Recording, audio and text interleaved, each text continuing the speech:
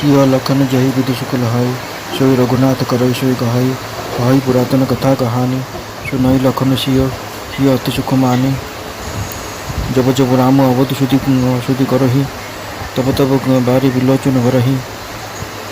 सुमिर मात पितु परिजन भाई, भरत स्नेह शील सेवकाई।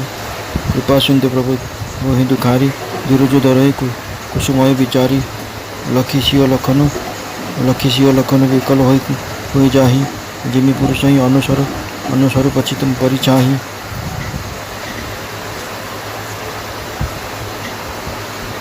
क्रिया बंधु गति लखी रघुनंदन, धीर कृपाल भगत उर चंदन। लगे कहन कछु कथा पुनीता, सुनि सुख लहि लखन और सीता। राम लखन सीता सहित सोहत पर निकेत, जिमि बासुव बस अमरपुर। संचि जयंत समेत। जोग वही प्रभु सिय लखन कैसे, पलक विलोचन गोलक जैसे। से वही लखन सिय रघुबीरही, जिमि अविवेक पुरुष शरीर रही। ते विधि प्रभु बन बसई सुखारी, खगमृग सुर तापस हितकारी। रहियो राम बन गहन सुहावा, सुनौ सुमंत्र अवध जिमि आवा। फिर निषाद प्रभु ही पहुँचाही, सचिव सहित रथ देखसी आई। मंत्र विकल विलोकी निषादु, कही न जाय जस भय विषादु। राम सिय लखन पुकारी, परु धरिनी तल व्याकुल भारी। देखी दक्षिण दिशि हय ही नाही, जन बिनु पंख विहग अकुलाही। तहि तुन चरहि न पियहि कलु, जलु मोच ही लोचन बारी। व्याकुल भय निषाद सब, रघुबर बाजी निहारी।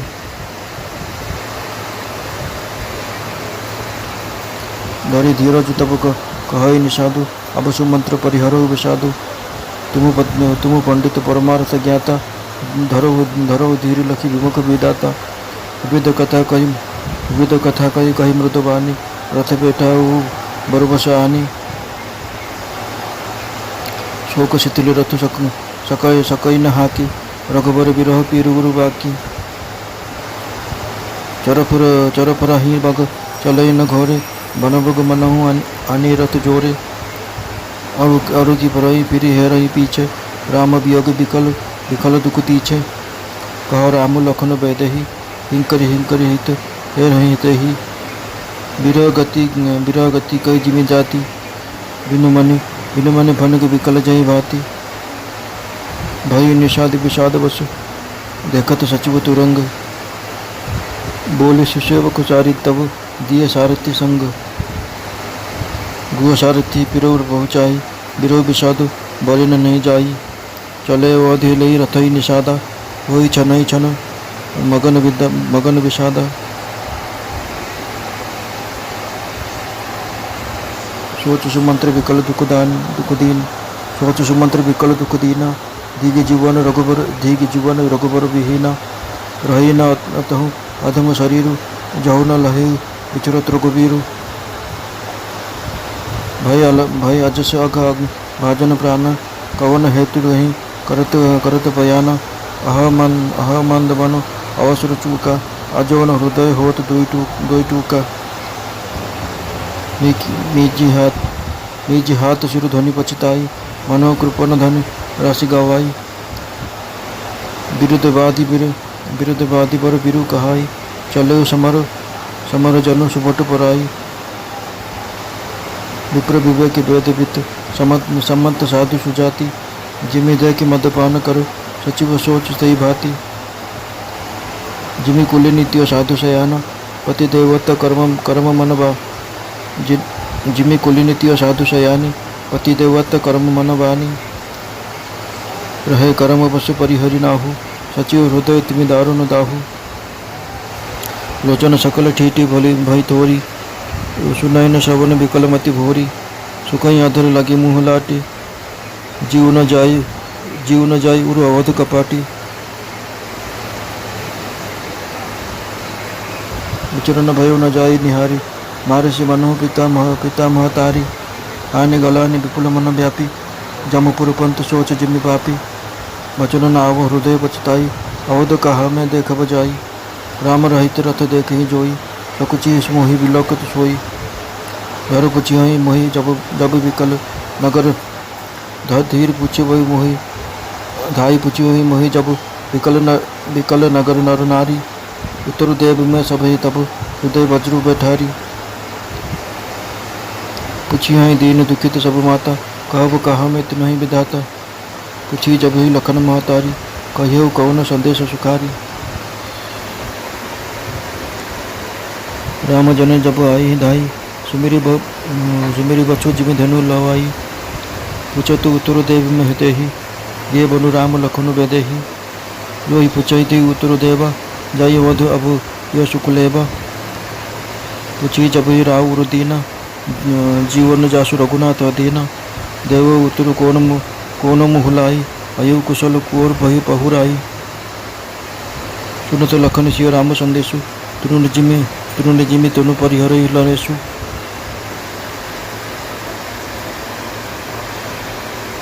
उदय न विदरु पंक जिमि विचरत प्रीतम नेरु जानत हो मोहि दीन विधि यह जात न शरीरु ए विधि करत पंथ पछुताव तमसा तीर तुरत रथ आव विदा किए करि विनय निषादा फिर पाए परि विकल विषादा पेटत नगर सचिव सकुचाई जनु मारसी चारु बाउनो गाई बैठ बिटप तर दिवसु गवा साज समय तब अवसर पावा अवध प्रभु सुखिन अधियारे पेट भवन रथु राखी द्वारे जिन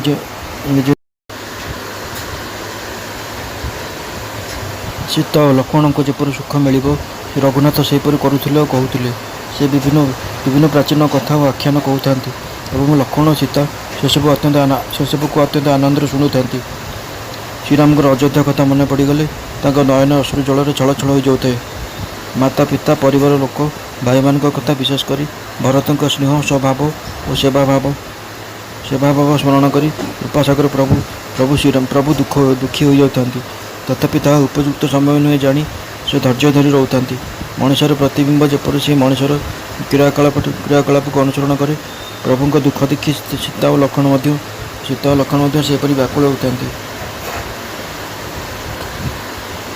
से धीर कृपाल भक्त हृदय चंदन और रघुकुल आनंद तत्व श्रीराम प्रिया पत्नी और अनुज लक्ष्मण को अवस्था देखी किसी सुंदर कथा कहती और ताहा शुणी लक्ष्मण और सीता आनंदित होती अमरावती इंद्र जपरी पत्नी सची और पुत्र जयंत सहित आनंद बस करती पर्णकुटीर श्रीराम सेपरी लक्ष्मण और सीता सहित सुशोभित होती आखिपता जपरी आखिर डोलक रक्षा करे श्रीराम सेपरी सीता और लक्ष्मण को जत्न सहित रखी था अज्ञान मनुष्य जपरी शरीर सेवा करे लक्ष्मण सेपरी सीता और रामचंद्र सेवा करते पशुपक्षी देवता और तपस्वी मान हितकारी प्रभु यहीपरि सुखपूर्वक वनवास करते तुलसीदास कहते मु श्रीराम सुंदर वनगमन कथा कहली बर्तमान सुमंत्र किपरि अयोध्या को आसिले से कथा शुणु प्रभु श्रीराम को वन में पहुँचाई दे ग्राम को फेरी निषाद राज देखिले जे रथ ठिया होइछे मंत्री सुमंत्र सेठार ही अच्छा मंत्री व्याकुल होता देखी निषाद राज को जिते दुख लगिला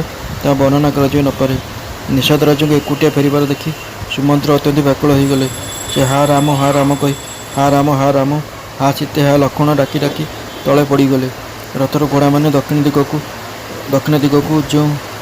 जो दिग को श्रीराम जाते चाही रड़ी छाड़ू जो दिग को श्रीराम जाते चाही रड़ी छाड़ुता देखी मन होता सत जपरी डेणा हराई पक्षी मैंने व्याकुल होती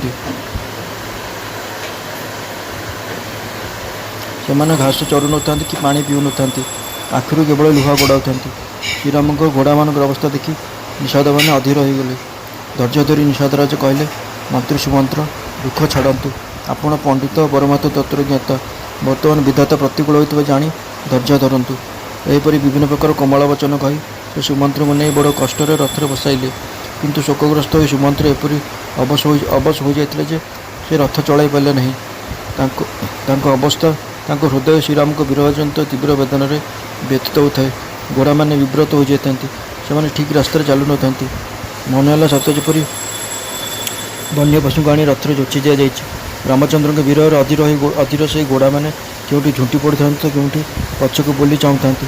ସେମାନେ ଅତ୍ୟନ୍ତ ଦୁଃଖରେ ବ୍ୟତୀତ ହେଉଥାନ୍ତି। ଯଦି କିଏ ରାମ ଲକ୍ଷ୍ମଣ ବା ଜାନକୀଙ୍କ ନାମ ଉଚ୍ଚାରଣ କରିଦେଉଥିଲା ତେବେ ସେମାନେ ହେଁ ହେଁ ଅର୍ଥାତ୍ ହେସରା ରାବ କରି ତା ଆଡ଼କୁ ପ୍ରେମରେ ଚାହିଁ ରହୁଥାନ୍ତି। ବିଚରା ଘୋଡ଼ାଙ୍କ ବିରହ ଦଶା କିପରି ବା କହିହେବ? ସାପ ତାର ମଣି ହରାଇ ଦେଇ ଯେପରି ବିକଳ ହୁଏ, ସେମାନେ ସେହିପରି ବ୍ୟାକୁଳ ହୋଇଥାନ୍ତି। ମନ୍ତ୍ରୀ ଓ ଘୋଡ଼ାମାନଙ୍କର ଅବସ୍ଥା ଦେଖି ନିଷାଦରାଜ ବିଷାଦଗ୍ରସ୍ତ ହୋଇଗଲେ। ଶେଷରେ ସେ ନିଜର 4 ଜଣ ଭଲ ସେବକଙ୍କୁ ଡକାଇ ସାରଥୀଙ୍କ ମନ୍ତ୍ରୀଙ୍କ ସାଙ୍ଗରେ ପଠାଇଲେ।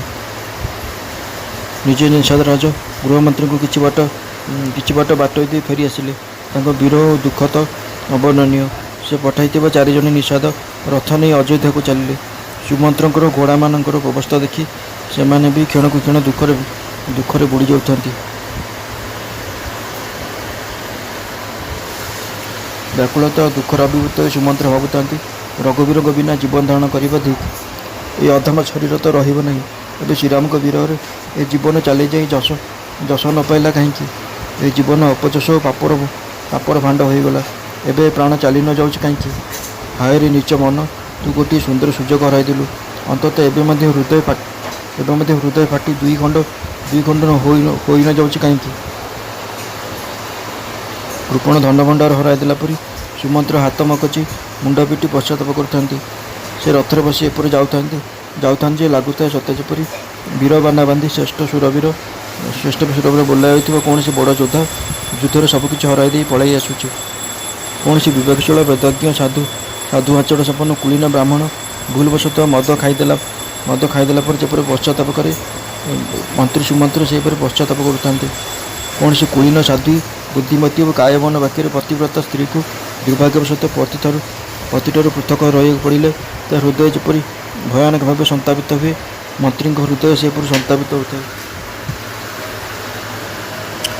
ତାଙ୍କର ନେତ୍ର ଅଶ୍ରୁ ଜଳରେ ପୂର୍ଣ୍ଣ, ଦୃଷ୍ଟି କ୍ଷୀଣ, କର୍ଣ୍ଣ ବଧିର ପ୍ରାୟ, ବୁଦ୍ଧି ବ୍ୟାକୁଳ ଓ ବିଭ୍ରାନ୍ତ, ଓଷ୍ଠ ଶୁଷ୍କ, ପାଟି ଅଠା ମାରି ଯାଉଥାଏ। କିନ୍ତୁ ମୃତ୍ୟୁର ଏସବୁ ଲକ୍ଷଣ ଫୁଟି ପଡ଼ୁଥିଲେ ବି ପ୍ରାଣ ଯାଉନଥାଏ। କାରଣ ହୃଦୟରେ 14 ବର୍ଷର ଅବଧି ରୂପୀ କପଟ ଲାଗି ରହିଥାଏ। 14 ବର୍ଷ ପରେ ପ୍ରଭୁ ଫେରି ଆସିବେ, ଦର୍ଶନ ମିଳିବ, ଏହି ଆଶା ହିଁ ପ୍ରାଣକୁ ଅଟକାଇ ରଖିଥାଏ। ସୁମନ୍ତ୍ରଙ୍କ ମୁଖର ରଙ୍ଗ ଏପରି ବଦଳି ଯାଇଥାଏ ଯେ ତାଙ୍କୁ ଚାହିଁ ହେଉନଥାଏ। ସତେ ଯେପରି ସେ ମାତା ପିତାଙ୍କୁ ମାରି ଦେଇଛନ୍ତି। ପାପୀ ମନୁଷ୍ୟ ନରକକୁ ଯିବା ପଥରେ ଯେପରି ଚିନ୍ତାଗ୍ରସ୍ତ ହୋଇଯାଏ, ରାମ ବିଚ୍ଛେଦ ରୂପୀ କ୍ଷେତ୍ରରେ ବିରାଟ ଗ୍ଲାନି ସେପରି ତାଙ୍କ ମନକୁ ଆଚ୍ଛାଦିତ କରିଦେଇଥାଏ। ମୁଖରୁ କଥା ବାହାରୁ ନଥାଏ। ସେ ହୃଦୟରେ ପଶ୍ଚାତାପ କରି ଭାବୁଥାନ୍ତି, ଅଯୋଧ୍ୟାକୁ ଯାଇ ମୁଁ କ'ଣ ଦେଖିବି? ଯେ ଶୂନ୍ୟ ରଥଟା ଦେଖିବ, ସେ ମୁହଁ ଚାହିଁବାକୁ ବି ସଙ୍କୋଚ ବୋଧ କରିବ।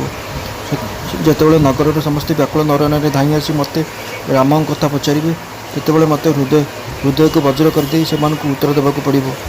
ଦିନ ଦୁଃଖୀ ମାତାମାନେ ଯେତେବେଳେ ମୋତେ ପଚାରିବେ, ହେ ବିଧାତା, ସେତେବେଳେ ମୁଁ କ'ଣ କହିବି? ଲକ୍ଷ୍ମଣଙ୍କ ମାତା ମୋତେ ପଚାରିଲେ ମୁଁ ତାଙ୍କୁ କି ସୁଖ ସନ୍ଦେଶ ଦେବି?